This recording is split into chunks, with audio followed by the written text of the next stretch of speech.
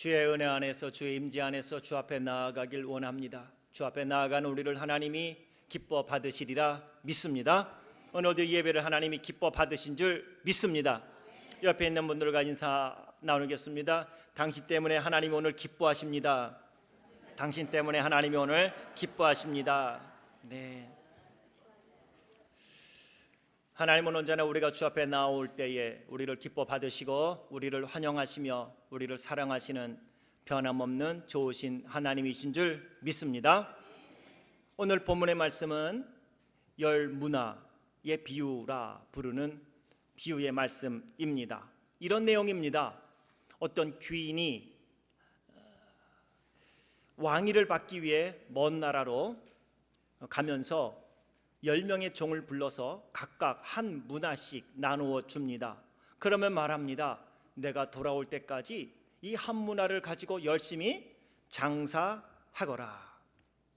이 귀인이 왕위를 받기 위해 먼 나라로 간 사이 백성들이 함께 모입니다. 그리고 함께 마음을 모아 한 사람을 택하여 그 먼 나라 그곳으로 보내며 말합니다. 우리는 이 사람이 왕위를 받아 가지고 와서 우리의 왕이 되는 걸 원치 않습니다. 그럼에도 불구하고 귀인이 왕위를 받아 가지고 돌아옵니다. 그리고 한 문화의 은혜를 받은 종들이 어떻게 장사를 했는지 알아보기 위해 종들을 부릅니다. 얘들아 이리 오거라. 내가 너에게 나누어진 문화를 가지고 한 문화를 가지고 어떻게 장사했는지 내가 한번 그 소식을 듣고 싶구나. 이 주인은 들뜬 마음으로, 기대되는 마음으로 주인들을 모아 그들이 한 문화를 가지고 그동안 어떻게 장사했는지 그 이야기를 듣습니다. 첫 번째 종이 와서 아뢰입니다. 주인님, 당신이 주신 한 문화로 10문화를 남겼습니다. 주인은 역시 내 기대에 어긋나지 않았구나 하며 칭찬하십니다. 착한 종아, 내가 지극히 작은 것에 충성하였으니 내가 너에게 10고을을 담당할 권세를 주겠노라. 그리고 10고을을 맡깁니다. 왕은 너무 기뻤습니다. 그리고 두 번째 종을 부릅니다. 두 번째 종이 와서 아뢰입니다. 주인님, 당신의 한 문화를 가지고 내가 5문화를 만들었습니다. 주인은 너무 기뻤습니다. 그러면 그렇지, 내 종들이야. 누구 종인데? 그러며 주인은 기뻐하며 칭찬합니다. 너도 5고을을 차지하거라. 들뜬 마음, 흥분된 마음, 기뻐하는 그 왕은 세 번째 종을 부릅니다. 그리고 세 번째 종이 이어와서 보고를 합니다. 주인님, 보소서, 당신의 한 문화가 여기 있습니다. 내가 수건으로 잘 싸두었습니다. 당신은 엄한 사람인 것을 내가 알고 무서워함이니이다. 당신은 능력이 있어서 심지 않은 것을 거두는 사람인 걸 내가 잘 알기 때문이지요. 이 종은 너무 기쁜 마음으로 주인에게 자랑하듯 한 문화를 내놓습니다. 그런데 웬일입니까? 주인이 갑자기 화를 냅니다. 내 말대로 내가 엄한 사람이라는 걸 알았다면 이 한 문화를 은행에 맡겨두면 내가 그 이자라도 받지 않았겠느냐 이놈아.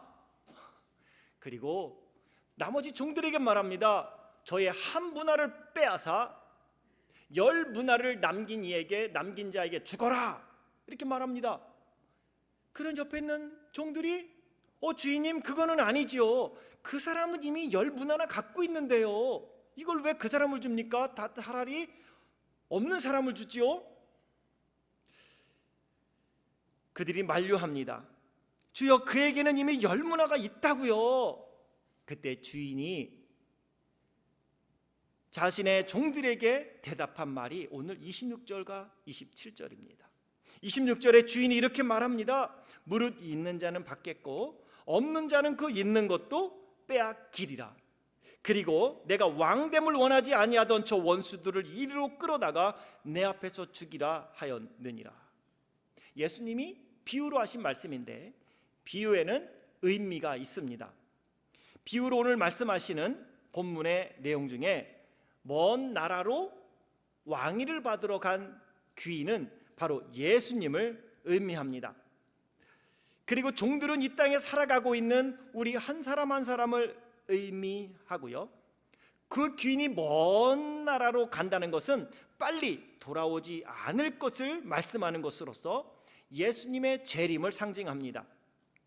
이 한 문화는 100드라크마입니다. 당시 노동자의 하루 품삯이 한 드라크마였으니 한 문화는 100드라크마, 그러니 좋기 100일 동안 노동자가 일하고 받은 품삯을 모아놓은 금액이라 할 수 있습니다. 10명의 종들에게 각각 한 문화씩을 나누어 줍니다. 이 말은 무엇이냐면 모든 사람에게 각각의 사명을 동일하게 맡겨주셨다는 것입니다. 귀인이 왕위를 수여받기 위해 먼 나라로 갔다 왔다. 이 비유의 배경은 이런 것입니다. 당시에 유대에 있던 왕들, 그리고 예수님 당시에 헤롯 대왕은 로마에 가서 왕위를 받아 가지고 와서 유대의 왕이 된 거예요. 그런 의미예요. 왕위를 받으러 로마에 갔는데 일반적으로는 왕위를 모두가 받을 수 있지만 종종 왕위를 받으러 로마에 갔다가 왕위를 받지 못하는 당시의 왕도 있었어요. 그러니 로마에 지금 왕으로 있는 헤롯 대왕은 로마에 가서 유대의 왕으로 임명을 받고 왕위를 가지고 온 것이죠. 예수님이 이렇게 비유를 했을 때 사람들은 압니다. 그리고 헤롯 대왕이 로마에 가서 왕위를 받으러 갔을 때 유대 백성들은 헤롯이 왕이 되는 걸 원치 않아서 백성들의 대표를 뽑아 로마에 보냅니다. 그리고 우리는 이 사람이 왕이 되는 걸 원치 않는다고 보고를 했습니다. 그럼에도 불구하고 헤롯 대왕은 로마에서 유대의 왕으로서의 왕위를 받아가지고 와서 통치하게 된 것을, 역사적인 배경을 예수님은 알기에 지금 이 말씀을 하는 것입니다. 예수님께서 승천하시고 지금 시간이 흘렀습니다. 그런데 예수님이 오실 거예요. 다시 재림하실 거예요. 예수님이 다시 재림하실 때에 우리 모두에게 한 문화씩을 맡겨주셨고, 우리가 그 한 문화를 가지고 어떻게 장사했는지 결산할 것이라는 의미가 바로 오늘 본문의 말씀의 뜻입니다. 유대인들이 예수님을 배척했지만 그럼에도 불구하고 예수님은 죽으시고 다시 부활하셔서 승천하셨고, 그분은 다시 왕권을 가지시고 심판주로 이 땅에 재림하게 될 것입니다. 그럴 때 한 문화씩 받은 우리, 생명을 2번 받은 사람 없습니다. 목숨이 2개인 사람 없습니다. 한 번 태어난 사람은 한 번 죽습니다. 죽었다가 다시 살아나서 2번 산 사람은 세상에 없습니다. 동일하게 하나님이 생명을 우리에게 맡겨주셨고 예수 그리스도를 통하여 하나님의 자녀가 되게 하셨습니다. 구원받은 하나님의 자녀로서 그리스도 안에 새 생명을 얻은 우리에게 하나님은 각각의 사명을 맡겨주셨습니다. 사도 바울은 성령의 은사를 설명하면서 같은 성령님께서 각각 우리에게 필요한 각자에게 꼭 맞는 은사를 주신다고 말씀하신 것처럼, 생명을 한번 부여받은 우리는 각각 다른 모습으로 태어난 우리는 각각 다른 사명을 하나님께로부터 부여받았습니다. 그리고 이렇게 함께 모여 예배하는 것은 각각 하나님께 부여받은 사명을 감당할 수 있는 능력과 은혜와 권능을 하나님께로 힘입기 위하여 함께 주 앞에 나와 예배 드리고 있는 것입니다. 오늘 열문화의 비유를 통해서 하나님께서 우리에게 말씀하시는 음성을 듣길 원하는데, 열문화의 비유에 등장하는 세 부류의 사람들을 통해서 저나 여러분 우리들의 모습을 살펴보며 하나님이 정말 원하시는 믿음의 삶이 무엇인지 우리 자신을 돌아보며 나 자신을 발견하고 하나님이 기뻐하는 사람으로 변화되는 귀한 은혜가 있기를 원합니다.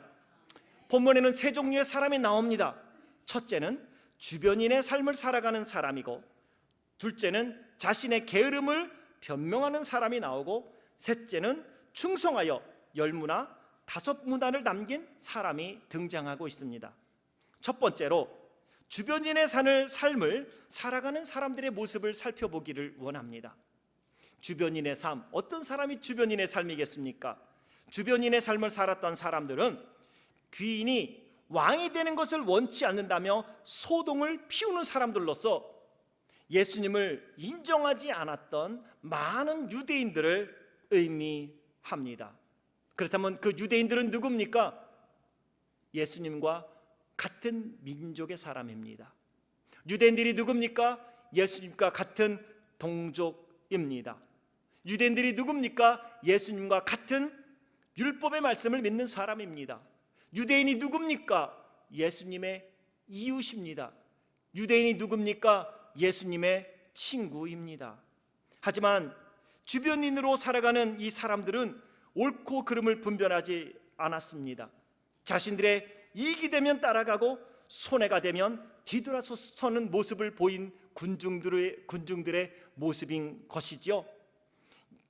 주변인의 삶을 살았던 이 사람들은 예수님이 왕이 되는 것을 원치 아니하고 예수님이 구세주라는 것을 인정하지 아니했던 유대인들의 모습, 바로 주변인으로 살았던 사람들의 모습은 예수님께서 기적을 베풀던 자리에 있던 사람들도 있을 것입니다. 오병이어의 기적의 현장에도 있었을 것입니다. 호산나를 외치던 사람들도 있었을 것입니다. 무리변에서 포도주가 된 백포도주를 마신 사람도 있을 것입니다. 앞을 보지 못하는 자가 눈을 뜨는, 바디메오가 눈 뜨는 그 현장에 있었던 사람들도 있었을 것입니다. 어떤 이들은 안전뱅이를 일으키는 그 자리에 있었던 사람일 수도 있습니다. 그럼에도 불구하고 그 사람들은 예수님께서 대제사장들에게 잡혀 고문을 당할 때 은근히 자리를 피하고 빌라도의 법정에 섰을 때 바라바를 내놓아 달라고 소리쳤던 사람들, 십자가를 지고 갈보리에 올라갈 때에 비웃음의 자리에 있던 사람들, 예수님이 십자가에서 죽은 후 제자들처럼 자신들의 신변에도 위협이 가해질 것을 알고 도망하고 회피하며 모르는 척했던 사람들, 이 사람들이 바로 주변인으로서 살아가는 사람들입니다. 주변인의 삶을 사는 사람들은 아무리 사람들이 잘못해도 자신이 좋아하는 사람이면 무조건 잘했다고 말하고, 아무리 사람들이 잘해도 자신이 싫어하는 사람이면 무조건 잘못했다고, 틀렸다고 비판하며 비난하는 사람들의 모습이 바로 주변인으로 살아가는 사람들의 모습인 것입니다. 이런 사람은 인생을 주도하는 사람이 아니라 인생을 끌려다니는 사람입니다. 환경에 끌려다니고, 사람의 말에 끌려다니고, 재물에 끌려다니고, 명예에 끌려다니는 사람들이 바로 주변인의 삶을 살아가는 사람입니다.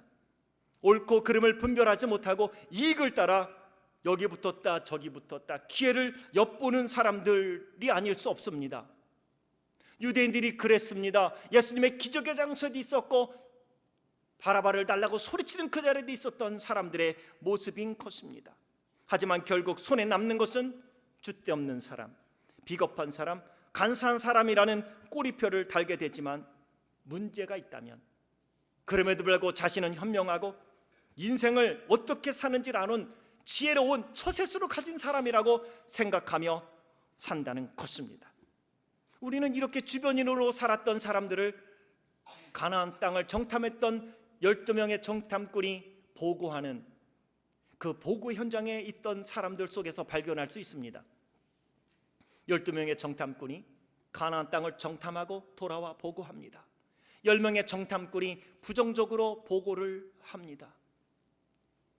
그것은 정말 아름다운 땅이지만 그곳에는 안악자손이 살고 있으니 우리가 그들을 볼 때도 저렇게 위대하게 보이고 크게 보였는데 저 사람들이 우리를 볼 때도 얼마나 우리를 메뚜기처럼 보지 않았겠느냐.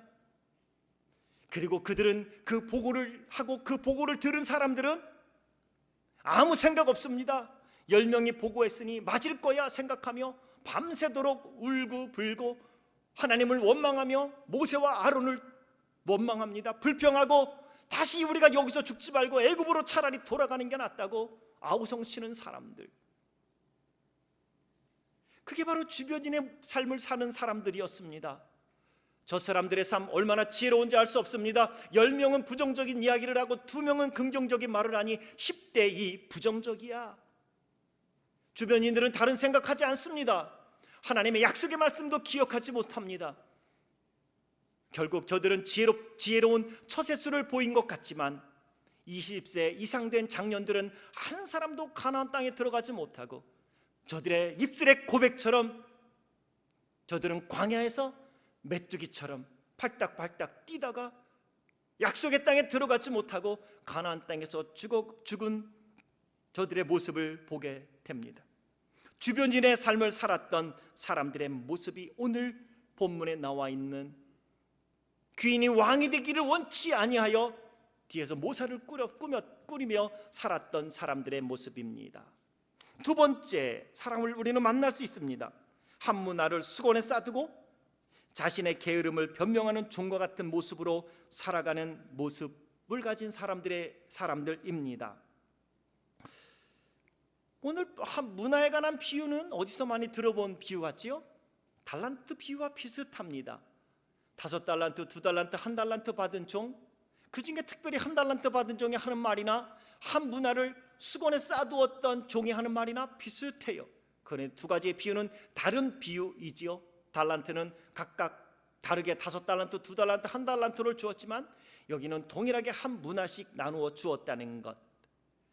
달란트 비유에서 1달란트를 받은 종처럼 일하지 않고 자기를 정당화하는 모습을 보게 되죠.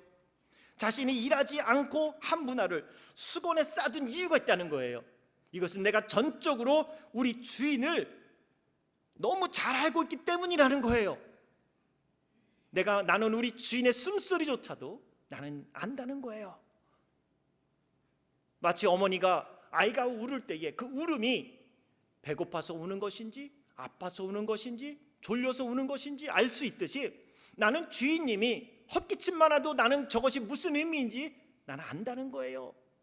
그래서 이 한 문화를 잘 쌓아두면 우리 주인님이 나를 칭찬해 주실 거라고 생각한 거예요. 어찌 보면 이 한 문화를 수건에 싸둔 종은요, 주인에게 책망을 받을 때 당황했을 거예요. 깜짝 놀랐을 거예요. 주랑 내가 지금 뭘 잘못했다고요? 주인님, 나는 주인님을 너무 잘한다고요. 주인님은 능력이 있고 주인님은 지혜가 있고 주인님은 권세가 있습니다. 없는 것도 만드시고 심지 않은 곳에서 거두는 능력 있는 분임을 내가 압니다. 그래서 내가 이 한 문화를 잘 보관해 둔 거예요. 내가 지금 주인님을 몰랐단 말이에요? 왜 날 혼내키세요? 나는 주인님을 기쁘게 하려고 한 문화를 수건에 싸둔 건데요. 아세요? 이 한 문화를 수건에 싸둔 종은요, 주인님을 기쁘게 하려고 한 문화를 수건에 쌓아 두었다는 것입니다. 주인은 엄한 사람이에요. 한 문화를 잘 쌓아 두었다가 주인님께 드리면 나는 칭찬받을 거로 생각을 했습니다. 그런데 주인님은 오히려 이 종을 책망하며 그 한 문화를 빼앗아 10문화 가진 자에게 주거라고 말씀을 합니다. 이 종의 모습은요, 내 복음으로 살아가는 사람들을 의미합니다. 무조건 자신의 행동을 옳다고 여기는 사람의 모습이지요. 하나는 알지만 둘은 몰랐던 종의 모습입니다. 하나님의 생각과 말씀의 중심이 아니라 자신의 생각과 자신의 신앙이 중심이 되어 살아가는 사람의 모습입니다. 한국을 방문했는데 이 한 문화를 수건에 쌓아둔 것과 같은 분과 대화를 나누었습니다. 본인의 삶에 너무나 큰 아픔이 있었고 너무나 큰 괴로움이 있었다고 이야기를 합니다. 다 이해를 할 수 있겠더라고요. 사람에 대한 실망, 사람으로부터 받은 아픔이 있었다는 거예요. 그래서 이분이 이렇게 결정을 했다고 합니다. 나는 내 마음이 편한 대로 결정하기로 했습니다. 얼마나 마음이 아픈지. 제가 조언을 한 말씀 드렸습니다. 당신의 마음에 편한 대로 결정하지 마시고 하나님의 말씀 듣고 말씀을 따라 결정했으면 좋겠습니다. 선을 행하되 낙심하지 말지니 때가 되면 거두리라 하신 약속의 말씀, 내가 보기에는 때가 다 된 것 같습니다. 조금만 더 참고 사명으로 알고 말씀 붙잡고 말씀대로 따라 판단하고 결정하면 어떻겠습니까? 조언을 했습니다. 내가 그분의 삶을 대신 살아줄 수 없기에 조언을 했지만 결정은 그분에게 남았습니다. 그리고 저는 기도하는 마음으로 귀국을 했습니다. 여러분은 어떻습니까? 한 문화를 수건에 싸놓은 종처럼 불쌍한 사람은 없습니다. 너무 많은 아픔이 있었고, 너무 많은 괴로움이 있었고, 너무 많은 상심이 있었고, 사람들로 하여금 배신을 당하고, 사람들로 하여금 욕을 먹고 비판을 받고 비난을 받아 더 이상 그 사람들을 볼 수 없기에 이제는 자기의 마음의 편한 대로 결정하기로 했다고 합니다. 그리고 자신의 마음의 편한 대로 일들을 결정하는 것을 보았습니다. 비록 교회에서는 중직자지만 그러기에 더욱더 마음이 아팠습니다. 여러분도 혹시 여러분의 마음의 편한 대로 결정하지는 않습니까? 마음의 편한 대로 신앙생활하지는 않습니까? 마음의 편한 대로 행동하지는 않습니까? 마음 하나 편하자고 말하지는 않습니까? 적어도 우리는 주인님이 한 문화를 주신 이유가 어디에 있는지, 그 사명이 어디에 있는지, 욥에게 고난을 허락하셨던 것처럼 우리의 삶에 아픔을 허락하신 이유는 어디에 있을지, 그 고통에 정말 하나님의 뜻이 있다면 믿음으로 결정하고 한 문화를 수건에 쌓아두지 말고 한 문화를 붙잡고 사명을 향하여 나아갈 수 있는 하나님의 사람들이 될 수 있길 주의 이름으로 축원합니다. 자신이 불평하는 것을 가지고 불평이라고 말하지 않냐고 평가라고 말합니다. 불만을 다하면서 말합니다. 이것이 합당한 판단이라고. 이게 한 문화를 수건에 쌓아두고 자신의 게으름을 변명하는 종과 같은 모습으로 살아가는 사람들의 모습이 아닐 수 없습니다. 세 번째, 본문에 나오는 사람이 있습니다. 한 문화로 10문화를 남기고 한 문화로 5문화를 남겨서 10골과 5골을 선물로 받은 종들과 같은 모습으로 살아가는 사람들입니다. 두 종들은 주변인들로부터 많은 비난과 비판의 소리를 들었을 것입니다. 주인의 상에서 떨어지는 부스러기를 먹고 사는 비굴한 사람이라는 소리도 들었을 것입니다. 언젠가는 주인에게 버림받을지 모른다는 황당한 소리도 들었을 것입니다. 주인에게 잘 보이려고 아양 떤다는 소리도 들었을 것입니다.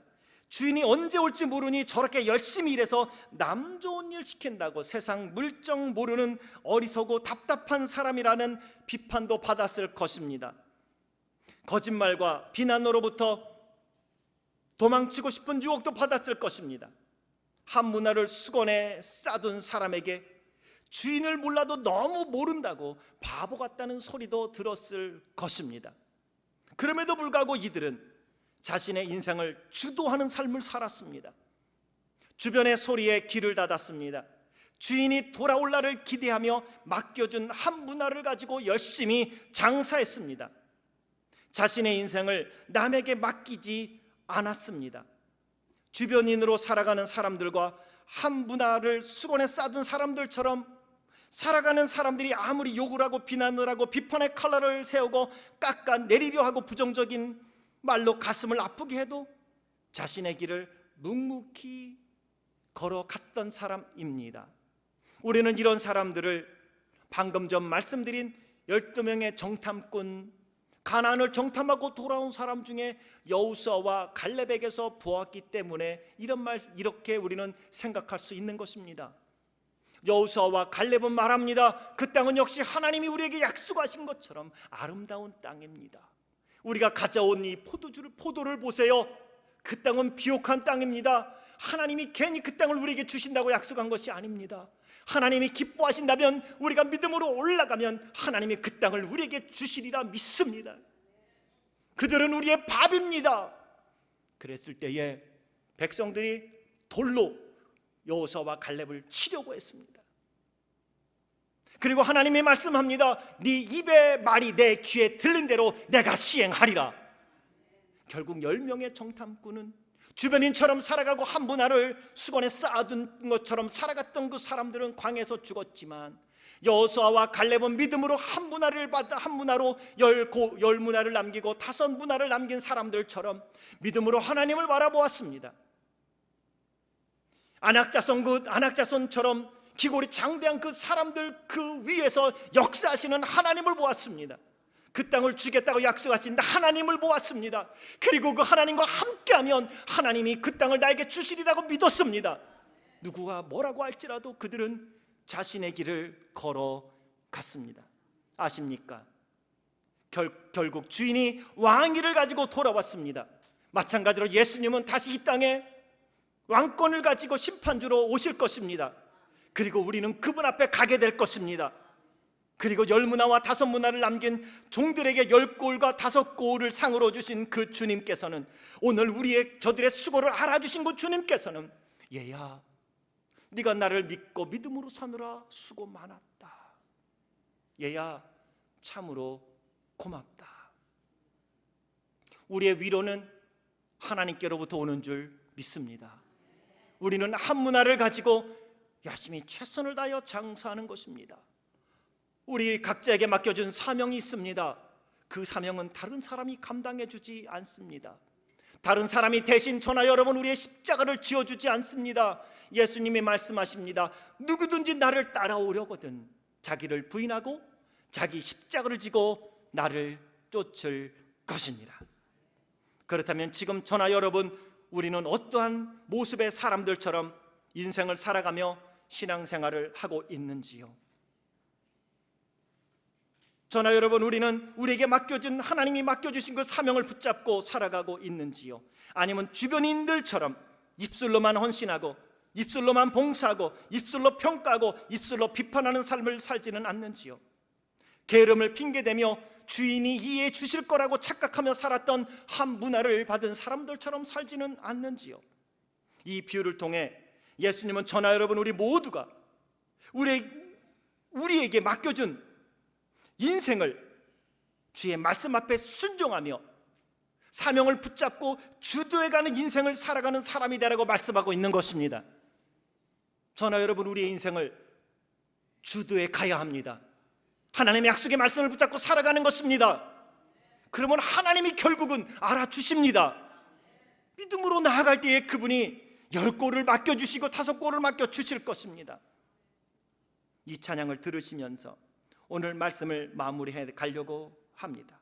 아는 분들은 입술로 따라해도 좋고 속으로 불러도 좋은, 오늘 우리가 주 앞에 한 문화를 가지고 10문화를 남겼던 여호수아와 갈렙처럼, 한 문화를 가지고 5 문화를 남겼던 종처럼, 여호수아와 갈렙처럼 주변인들과 한 문화를 받은 사람들의 말에 요동하지 아니하고 흔들리지 아니하고 사명을 향하여 달려나가겠다는 결단의 고백으로 찬양을 올리기를 원합니다. 내 마음에 주를 향한 사랑이 나의 말엔 주가 주신 진리로 나의 눈에 주의 눈물 채워주소서.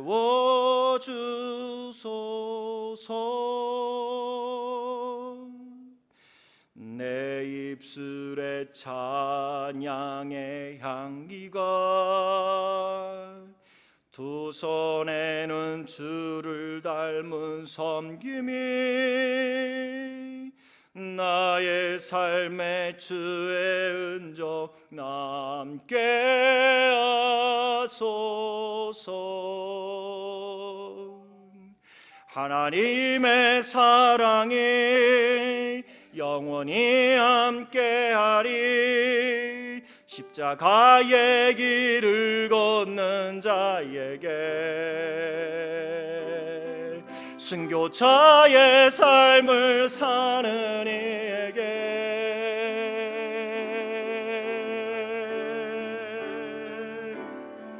조롱하는 소리와 세상 유혹 속에도 주의 순결한 신부가 되리라. 내 생명 주님께 드리리.